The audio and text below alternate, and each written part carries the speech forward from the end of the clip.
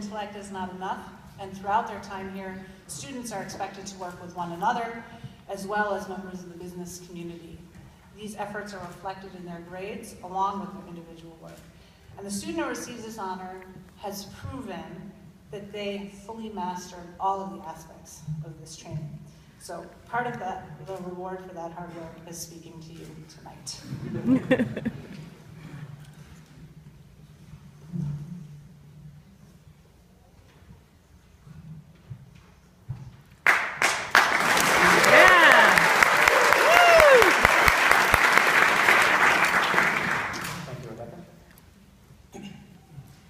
Good afternoon.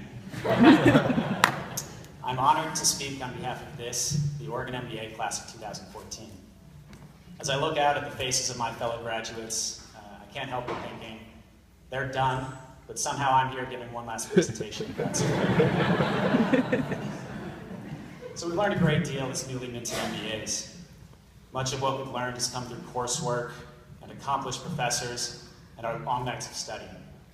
We've learned marketing frameworks, balanced scorecards, and value chains.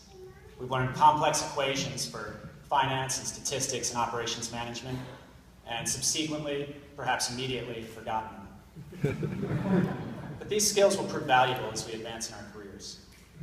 But truly, earning an MBA is about group work. And through this group of talented, passionate, and diverse individuals, I've learned valuable lessons that I won't need a cheat sheet to remember. I'd like to share, if you'll bear with me, 5 of those lessons today, and I hope my fellow graduates have learned these lessons as well. First, I've learned the importance of balance. During our MBA orientation, we had a question and answer session with a few alumni, and one of the alums said that his marriage did not last the MBA. Now, if that's not a what have I gotten myself into moment, I don't know what is. Well, I'm proud to say that our class is full of strong home lives and support networks. In particular, I've been awed by those of us who have continued to excel both as parents and as students throughout these 2 years. I'm certain that our careers will be demanding, but those of us, as we remain truly balanced, we will be truly successful. Lesson 2. I've learned that every speech, presentation, or even conversation is made better by a strong, clear, Zach Weiss, good afternoon. How'd I do today, Zach? All right. Lesson 3. I've learned to say yes to opportunities. It's technically possible to be graduating today having only completed the minimum requirements. Thankfully, none of us here have done that. I've been inspired watching my classmates take on leadership roles in campus organizations, volunteer for causes that are important to them, and take on extra projects in addition to their academic coursework.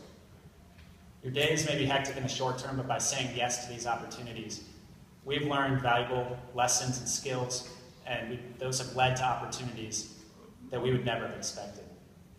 As we start the next stage in our careers, I hope and expect that we will continue to say yes to these opportunities. Lesson 4. My 4th lesson comes from my classmate Ryan Strube. Those of you who know Ryan know that he takes a certain pride in his physical appearance, or his appearance, the way he dresses. He won the best dressed superlative in a landslide. Well, I was working on a project recently with Ryan, and we had done all the background work, and we had done first and second drafts, and we were just about ready to turn it in, and that's when Ryan shared with me one of his life mottos.